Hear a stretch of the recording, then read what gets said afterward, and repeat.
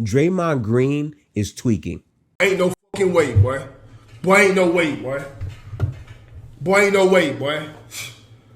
Boy, ain't no way, boy. So a lot happened yesterday. Draymond fell for a Twitter troll, which was saying something about Kevin Garnett and Draymond. Draymond reacted to it. Garnett responded and said it's a fake account.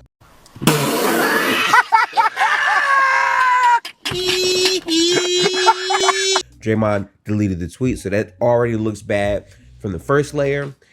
He then goes on a podcast with Patrick Beverley, talking about the Jordan Poole situation, kind of insinuating that there's certain things you don't say to a man, which could elicit a response from another man. Weird, but it's true. So I get him voicing that, but the need to voice that really isn't there. But he does that. And then Jordan Poole's dad on Twitter responds saying Draymond isn't really standing on anything. Last year, he avoided me all year. And then Draymond chooses to respond to that.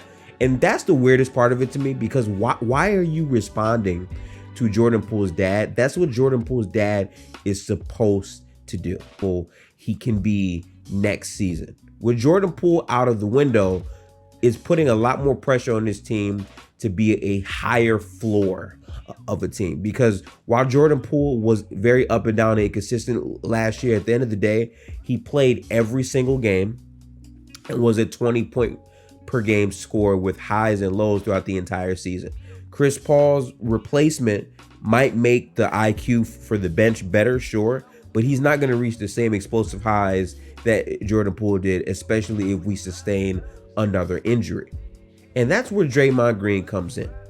Draymond Green is a franchise player for the Golden State Warriors. Same thing with Steph, same thing with Clay. These guys have been with the organization for an extremely long time. And what Draymond has provided as the captain of the defense, one of the most versatile players I've ever seen in my life and in my experience watching basketball, the things that he does on the court simply are immeasurable.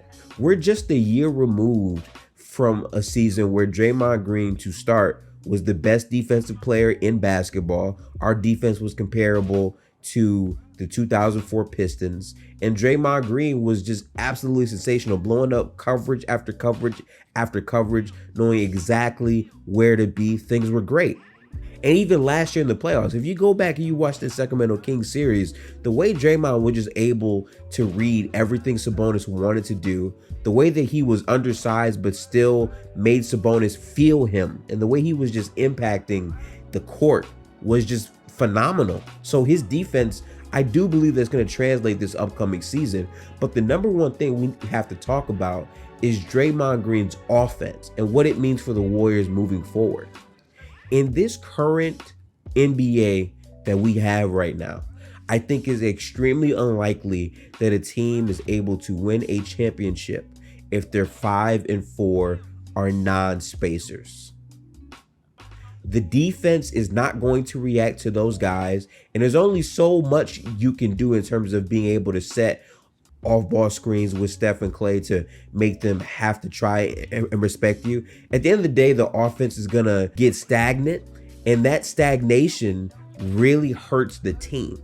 Now, Draymond Green has had moments in the playoffs. For instance, I'm pretty sure versus the Lakers last year, Draymond had moments where he would attack these handoffs aggressively and get to the basket. And I think when you're talking about Draymond Green offensively, him shooting like 2 threes a game, like that doesn't fix the spacing issue, because they're just going to let Draymond shoot. I think Draymond should shoot, but I think the type of shots and the volume of shots are important.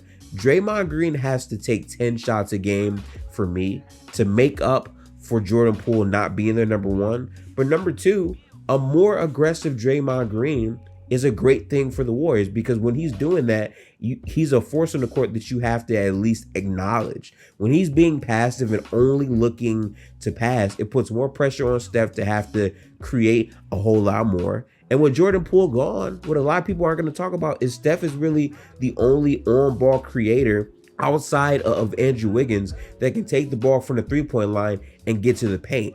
So I'm expecting Draymond Green to impact that role a lot more by being more cognizant that he needs to get to the basket more.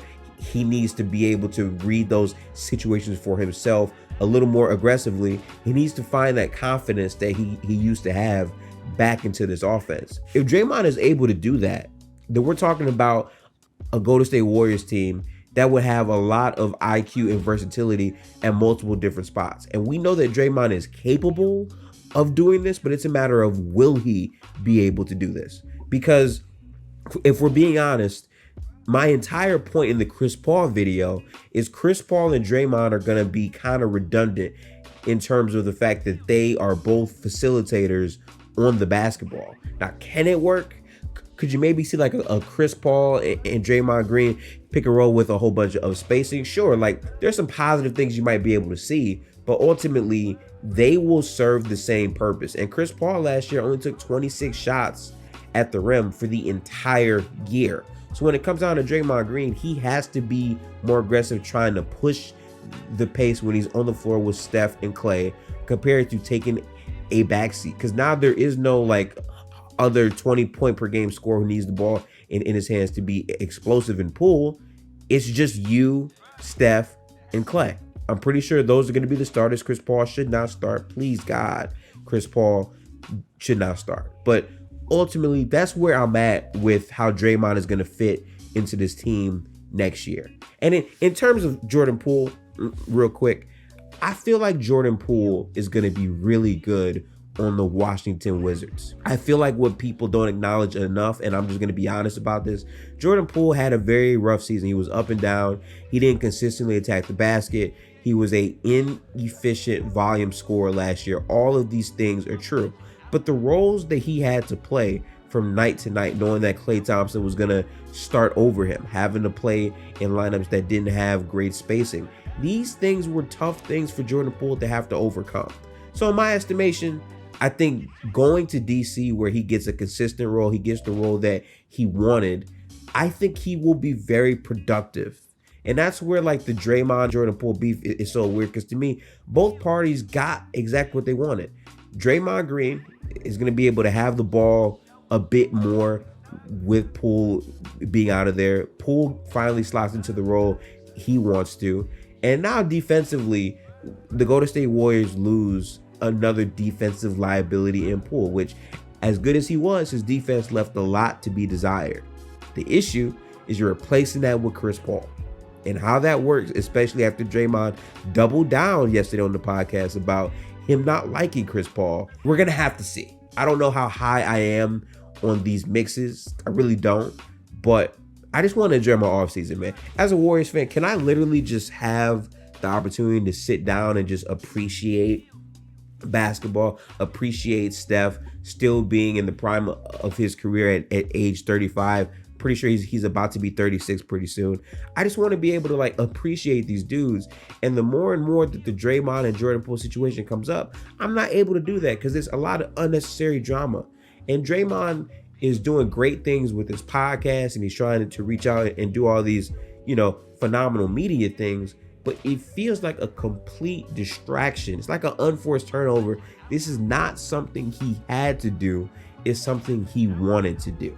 And with that in mind, I really feel like I'm looking at Draymond this year to be able to answer all of the calls on the court, to be a much more impactful offensive player and be a lot more productive in his role for this Golden State Warriors team. Overall, those are my thoughts on Draymond Green, how he's going to fit on the Warriors next year, and the whole Draymond Green and Jordan Poole debacle. If you're new, make sure to like, comment, subscribe. We just hit 900 subscribers.